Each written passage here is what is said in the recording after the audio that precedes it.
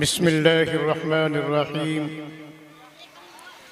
अल्हम्दुलिल्लाहि वकफ़ा वस्सलामुन अला इबादिहिल्लज़ीना इस्तफ़ा अम्मा बअद। अन उक़बता इब्न आमिर रज़ियल्लाहु तआला अन्हु क़ाल लक़ीतु रसूलल्लाहि सल्लल्लाहु अलैहि वसल्लम व क़ुल्तु या रसूलल्लाहि मन नजातु क़ाल अल्ज़िम अलैक लिसानक वलयसअक दारुक वब्कि अला ख़तीअतिक औ कमा क़ाल रसूलुल्लाहि सल्लल्लाहु अलैहि वसल्लम। बुज़ुर्गान मुहतरम, मजलिस पर तशरीफ़ फरमा उलमाए इज़ाम, इस वक्त आप हज़रात के सामने मेरे एक मशहूर सहाबी हज़रत उक़बा इब्न आमिर रज़ियल्लाहु ताला अन्हु ने जो रसूलुल्लाह सल्लल्लाहु अलैहि वसल्लम से हदीस बयान की है, वही हदीस बयान करके बात पूरी करूँगा, इसलिए कि इस वक्त कोई लंबे वाज़ का, लंबी बात का मौका नहीं।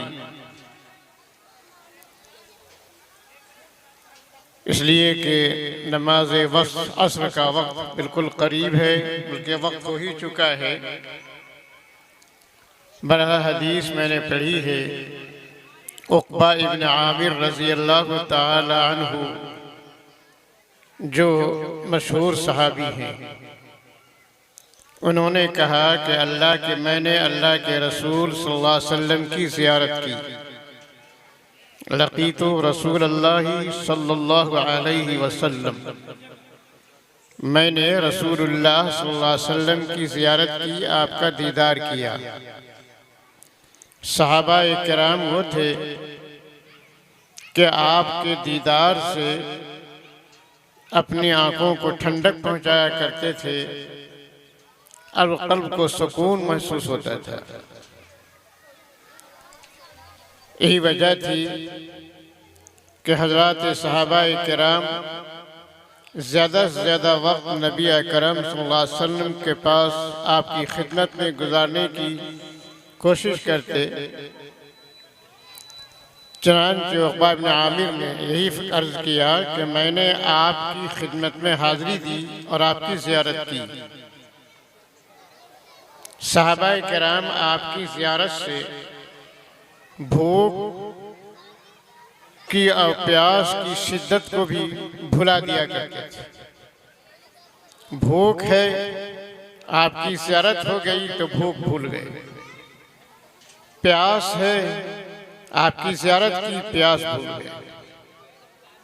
इस कदर नबी अकरम सल्लल्लाहु अलैहि वसल्लम की ज़ात बाबरकत से उनको ताल्लुक़ था, निस्बत हासिल थी। चनांचे हज़रत उक़बा इब्न आमिर यही बात कहते हैं कि मैंने आपसे मुलाकात की, आपकी ज़ियारत की, और ज़ियारत करने के बाद सवाल करते हैं कि अल्लाह के रसूल सल्लल्लाहु अलैहि वसल्लम, आप हमें बताएं कि हमें नजात कैसे मिलेगी,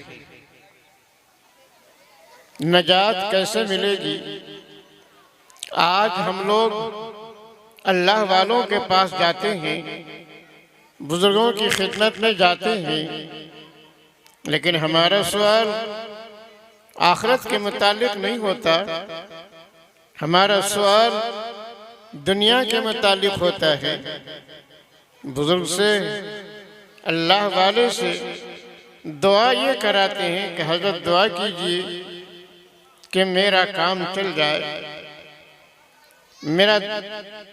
मेरा बेटा दुबई चला जाए, मेरा बेटा सऊदी चला जाए। इस तरह की दुआ कराते हैं। हमारा कारोबार बढ़िया हो जाए। और ये भी है, बाज़ लोग ये भी कहते हैं कि हज़रत दुआ कीजिए मेरी औलाद फरमाबरदार हो जाए, मेरी औलाद मेरा कहना नहीं मानती। तो औलाद पर एक बात याद आ गई। खलीफा सानी सैयदना हज़रत उमर फारूक रज़ी अल्लाह तआला अन्हु के पास एक बुजुर्ग, एक बड़े मियाँ आए और उन्होंने दरख्वास्त की कि हजरत मेरा बेटा मेरा कहना नहीं मानता, मेरी बात नहीं मानता, मुझे खर्चा नहीं देता, जबकि मैंने अपनी जवानी इसी पर गंवा दी, इसी पर अपनी रकम खर्च कर दी, उसको जवान किया। लेकिन आज जवान हो जाने के बाद मेरा कोई कहना नहीं मानता, मेरी बात नहीं सुनता, मेरा खर्च नहीं देता। आप उन्हें नसीहत फरमा दीजिए, तंबीह फरमा दीजिए। अमीरुल मोमिनीन उमर फारूक रज़ी अल्लाह तआला अन्हु ने सिपाही भेजा कि जाओ उसे बुला कर ले आओ। सिपाही ने उसे लेकर आपकी खिदमत में हाजिर किया।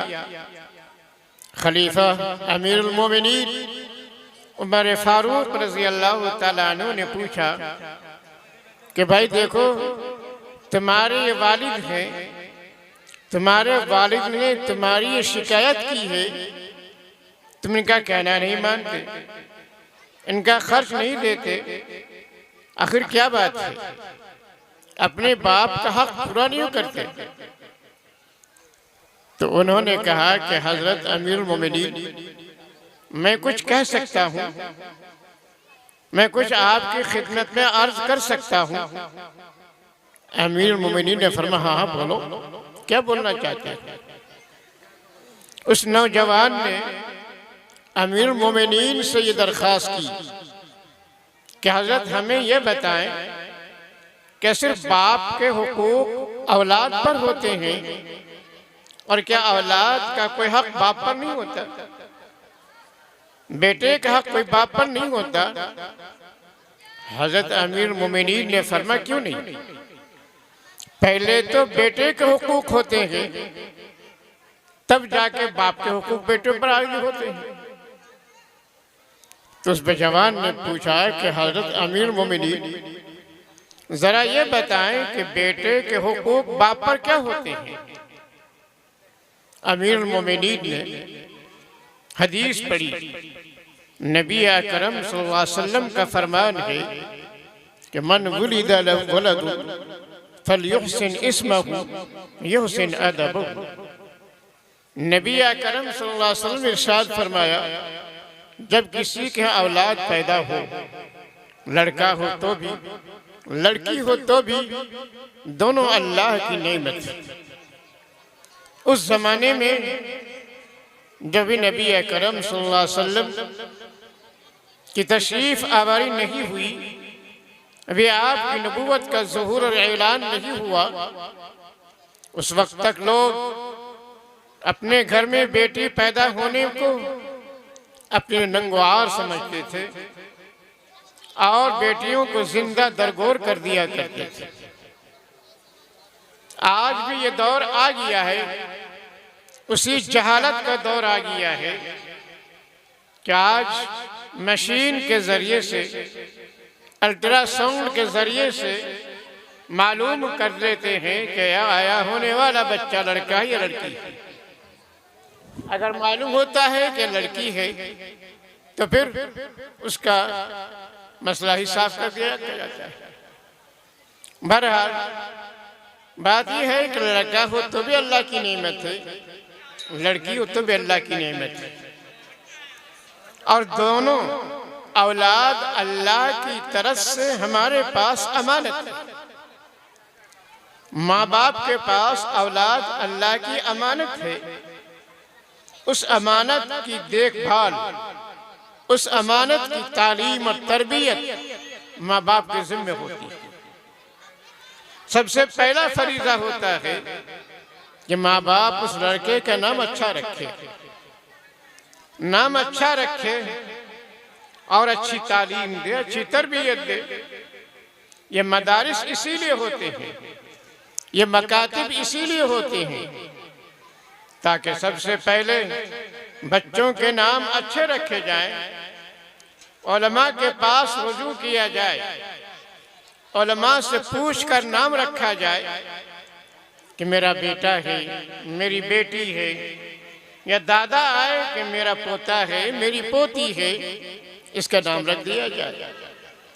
तो हमारे फारूक रजी अल्लाह ताला अन्हु ने फरमाया कि माँ बाप का पहला फरीज़ा ये होता है कि बच्चे का नाम अच्छा रखें। और हदीस में आता है अल्लाह के रसूल सल्लल्लाहु अलैहि वसल्लम इरशाद फरमाया, अल्लाह को सबसे ज़्यादा पसंदीदा नाम वो है जिसमें अब्द हो, जैसे अब्दुल्ला है, अब्दुर्रहमान है, अब्दुर्रहीम है, अब्दुलसत्तार है, इस तरह के नाम।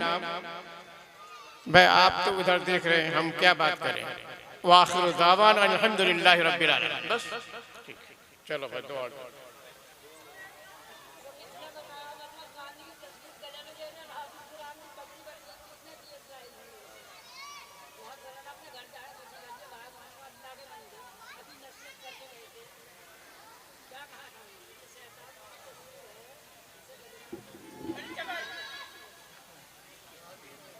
अभी और ये सब चीज बिल्कुल सही नहीं है, और इसी मजलिस में क्या जरूरी था।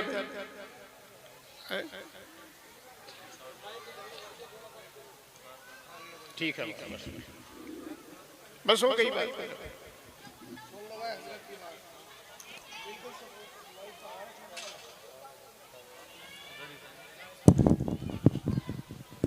भाई 2-4 मिनट हजरत की नसीहत बिल्कुल सुकून के साथ सुने, कोई भी हजरात बातें न करें, फिर उसके बाद दुआ हो जाएगी इंशाअल्लाह।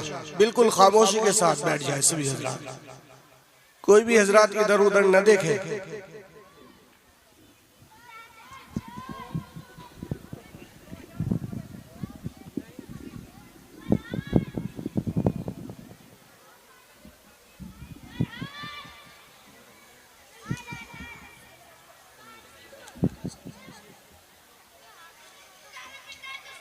इसको पीछे कर दीजिए ना, इसको पीछे कर दीजिए।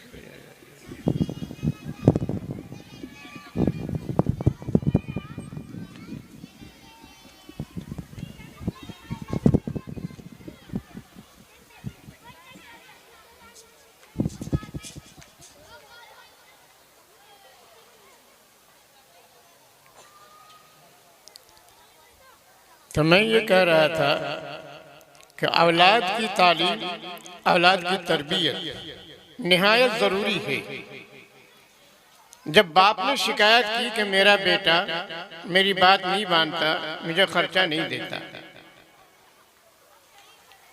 तो उस जवान ने हज़रत अमीर मोमिनीन से पूछा, क्या सिर्फ बाप के ही हुकूक बेटे पर होते हैं या बेटे के भी हुकूक बाप पर होते हैं? अमीर मोमिनीन ने फरमाया कि पहले तो बेटे के हुकूक होते हैं।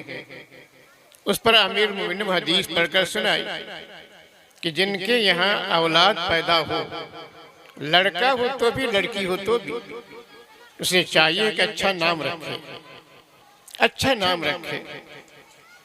बेटा है अब्दुल्ला रखिए, अब्दुर्रहमान रखिए, अब्दुलसत्तार रखिए, मोहम्मद अहमद के साथ रखिए, वह नाम अच्छा हो। अल्लाह की ज़ात से उम्मीद है जब नाम अच्छा होगा तो इंशाअल्लाह काम भी अच्छा होगा। नाम का असर पड़ता है। बहरहाल तो नाम रखने के लिए फरमाया, और फरमाया वयुहसिन अदबहु, उसकी अच्छी तालीम दे, अच्छी तरबियत दे। तो तालीम कहाँ होगी? हमारे मदारिस के अंदर होगी, मकातिब के अंदर होगी। मदरसे में बच्चे आएंगे, दीन सीखेंगे, दीन सीखेंगे। आज जो सरकारी कोशिशें हैं, बल्कि साजिशें हैं, सरकारी साजिशें ये है कि मुसलमान बच्चों को बिल्कुल तालीम से दूर रखा जाए, मुसलमान बच्चों को बिल्कुल अनपढ़ रख दिया जाए, ताकि अनपढ़ होकर आगे चलकर हमारी गुलामी करे। इसलिए कि जब कोई तालीम याफ्ता होता है तो किसी की गुलामी बर्दाश्त नहीं करता। इसलिए उन्होंने ही सोचा कि इसको बिल्कुल अनपढ़ रख दिया जाए। यही वजह है कि मदरसे पर तरह तरह के इल्ज़ामात आयद किए जाते हैं। कई मामूली बहाने की वजह से बिल्डोजर चला दिया जाता है। अभी अभी कुछ दिन पहले ही की बात है, सबके सामने है, कोई ढकी छुपी बात नहीं, हल्द्वानी के अंदर बात है। मदरसे पर बिल्डोजर, मस्जिद पर बिल्डोजर, आखिर ये क्या चीज है? मुसलमानों, आज अगर हमने इस बात का ख्याल नहीं किया और खुद अल्लाह की बारगाह में हाजिर होकर तौबा नहीं की, इस्तिग़फ़ार नहीं किया, अपने बच्चों को कुरान करीम की तालीम न दी, तो हमारी यही सुस्ती की वजह से, काहिली की वजह से ऐसा वक्त आ पड़ेगा, अब हम चाहकर भी कुछ नहीं कर सकते, चाहकर भी कुछ नहीं कर सकते। इसलिए अभी मौका है, इस मौका को गनीमत जान करके खुद भी सीखिए। सीखने के लिए कोई उम्र की कैद नहीं होती, भले उम्र आपकी बड़ी हो गई है, यहाँ तक कि बुढ़ापे का दौर शुरू हो गया है। देखिए, रसूल अकरम सल्लल्लाहु अलैहि वसल्लम का मुबारक दौर है। एक शख्स जिनकी उम्र 50-55 साल की हो गई, नबी अकरम सल्लल्लाहु अलैहि वसल्लम के सामने आकर किस तरह दरख्वास्त करते हैं, अल्लाह के रसूल, मैं यह बुढ़ापा के दौर में, मेरे लिए बुढ़ापे का दौर शुरू हो गया है, बुढ़ापा छा गया है, अब मेरी जबान सही तौर पर काम नहीं करती, गोया मैं सही अल्फाज के साथ कुरान करीम पढ़ नहीं सकता। इसी जबान से जब बचपने की हालत में जो कुरान करीम जिस सेहत के साथ पढ़ लेंगे, जवानी के बाद जब बुढ़ापा आएगा नहीं पढ़ सकते। तो उन्हें दरख्वास्त की, अल्लाह के रसूल, मेरी जबान सख्त हो गई है, अब मैं सही अदायगी के साथ कुरान करीम पढ़ नहीं सकता। अब मिसाल के तो आज देखा जाता है, जिन्होंने पढ़ा नहीं बचपने में, वो सीन शीन दोनों के दरमियान फर्क नहीं कर पाते, साद के दरमियान फर्क नहीं कर पाते। तो ये है, उन्हें ही दरख्वास्त की, अल्लाह के रसूल, मेरी जबान मोटी हो गई, मेरी जबान सख्त हो गई है, कोई मुख्तसर सूरत आप मुझे बता दें, उसे याद कर लूं, उसे पढ़ लूं। तो पहले आपने फरमाया कि अच्छा ऐसा करो, सारी वो सूरतें पढ़ो जिसका आगाज अल्हम्दुलिल्लाह से होता है। फरमाया कि मैं इतनी लंबी सर पढ़ नहीं सकता। फिर मैं अच्छा सब्बिहिस्मा रब्बिकल आला पढ़ो, फरमाया ये भी नहीं पढ़ सकता। तो आपने फरमाया, ने तालीम दी, सूरतुल फाज़, जो तमाम चीज़ों को जामे है, यानी इज़ा ज़ुलज़िलतिल अर्ज़ु ज़िलज़ालहा व अख़रजतिल अर्ज़ु अस्क़ालहा, इसको सिखाया, ये तालीम दी। उसने वो पढ़ा, याद किया, उसकी मश्क की और उसी को पढ़ते रहे, यहाँ तक कि उसी हालत में उनकी मौत आ जाती है। तो चूंकि बड़े यकीन के साथ और वो सूख के साथ पढ़ा, उसी का पढ़ना उनकी नजात का जरिया बन गया। अल्लाह ने उसी की बरकत से उसकी मग़फ़िरत फरमा दी। तो ये है कि बच्चों को कुरान करीम सिखाने की ज़रूरत है, कुरान करीम पढ़ाने की ज़रूरत है। जाहिर है यही मकतब मकातिब होंगे तो बच्चे हमारे पढ़ेंगे, और हम भी जाकर पढ़ सकते हैं, बड़े भी जाकर मौलाना साहब से, हाफिज साहब से, कारी साहब से 10 मिनट ले ले, 5 मिनट ले ले कि हमें आप सिखाइए, हमें पढ़ाइए। हालात ऐसे से सीखने की ज़रूरत है, पढ़ने की ज़रूरत है। तो इमाम उमर फारूक रज़ी अल्लाह ताला अन्हु ने ये बातें बताई। उस जवान ने कहा, अमीरुल मोमिनीन, मेरे बाप ने इन दोनों चीज़ों में से कोई चीज़ नहीं की, मेरे इन दोनों हुकूक में से कोई हक अदा नहीं किया। न तो मेरा नाम अच्छा रखा, न मुझे तालीम दी, न किसी मकतब में किसी आलिम के पास, किसी हाफिज के पास, किसी कारी के पास बैठाया, किसी के पास नहीं बैठाया। अमीरुल मोमिनीन, मेरे बाप ने मेरा हक अदा नहीं किया। मेरा नाम रखा है जोल। उलमाए कराम तशरीह रखते हैं, जोल और अरबी में जोल लफ्ज है, जिसके माने गोबर के कीड़े कहते हैं।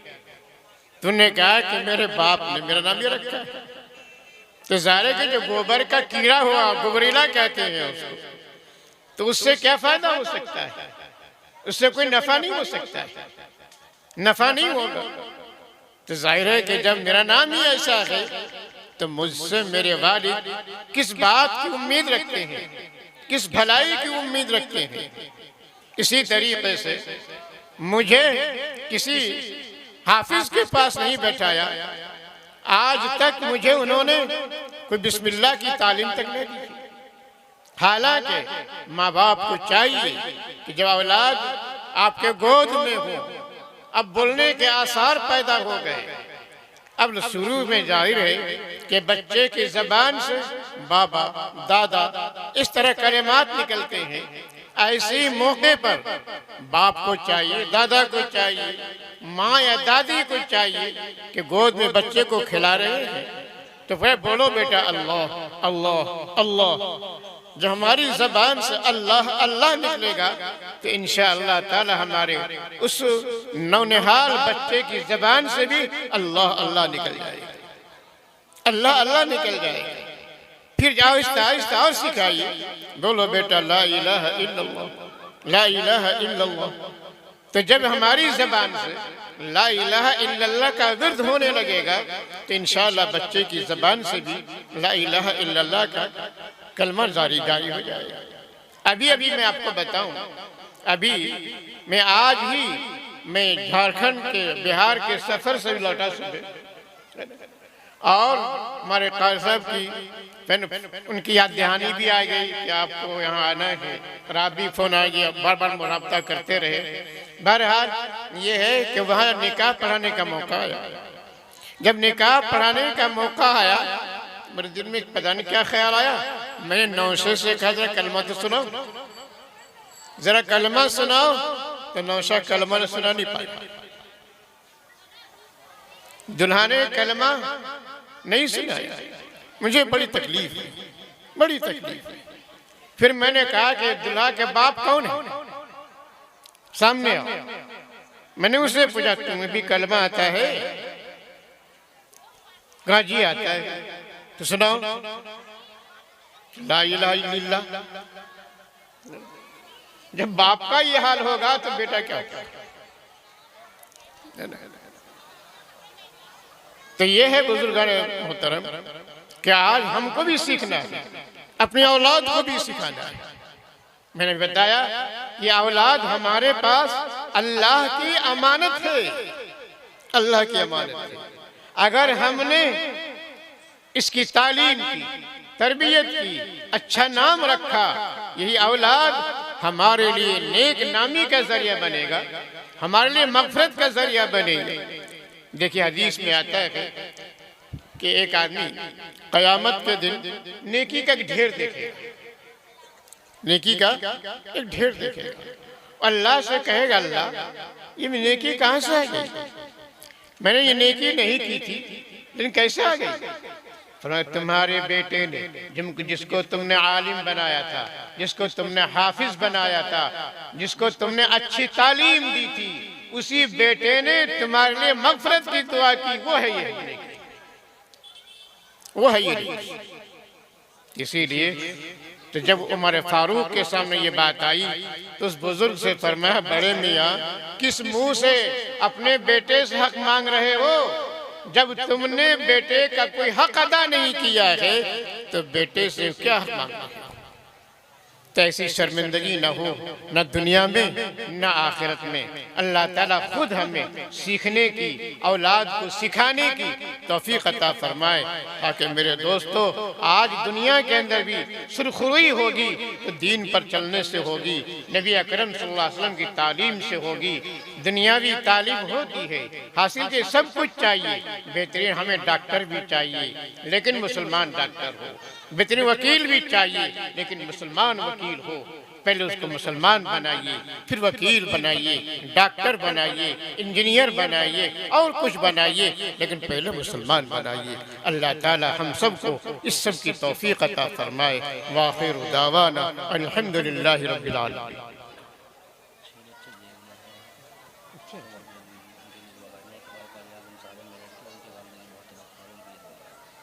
यहाँ से 6 बच्चे सलाखों के पीछे हैं और सज़ा हुई है। अल्लाह ताला कादिर मुतलक है, उनके लिए दुआ कीजिए। अल्लाह ताला उनकी रिहाई के असबाब पैदा फरमा दे। अल्लाह ताला उन्हें इज्जत के साथ, अबरू के साथ रिहा करा दे। घर वाले को चाहिए कि अपने बच्चों को जेल से छुड़ाने के लिए एक तो यह कि ला इलाहा इल्ला अंत सुब्हानका इन्नी कुन्तु मिनज़ ज़ालिमीन, इसका विद रखें और बच्चे के लिए दुआ करें। हम भी आज सब मिलकर दुआ करते हैं। इस गारी आज़म साहब, उनकी वालिदा मेरठ में बीमार चल रही हैं। अल्लाह ताला उन्हें शिफाए कामिल अता फरमाए और देर तक माँ के साया को औलाद पर आफियत के साथ कायम रखे।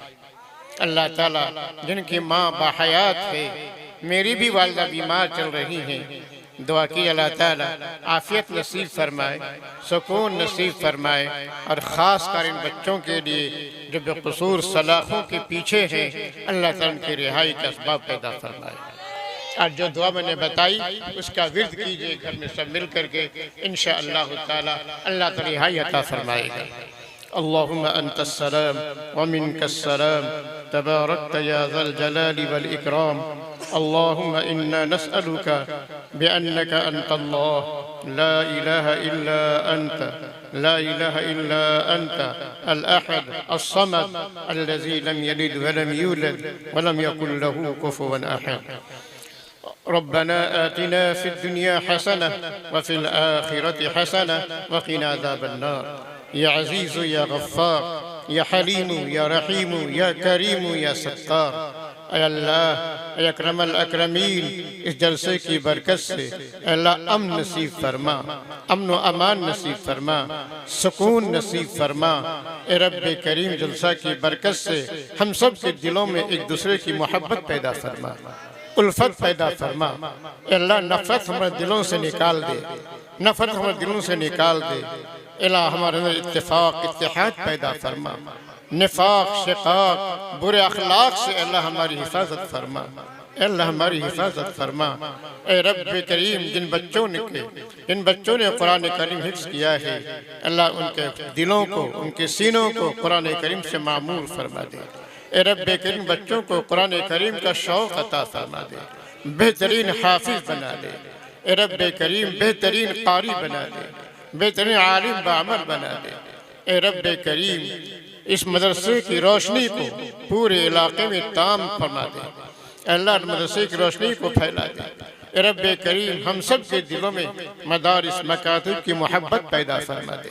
मदारिस, ए अल्लाह, हमारे मदारिस की मकातिब की हिफाजत फरमा दे, मसाजिद की हिफाजत फरमा दे। ए रब्बे करीम, दुश्मनों की साजिशों से हमारी हिफाजत फरमा दे। ए रब्बे करीम, हाज़रीन मजलिस के दिलों में जो अच्छे और नेक मकासिद हैं, इन्हें उसे पूरा फरमा दे, अल्लाह पूरा फरमा दे।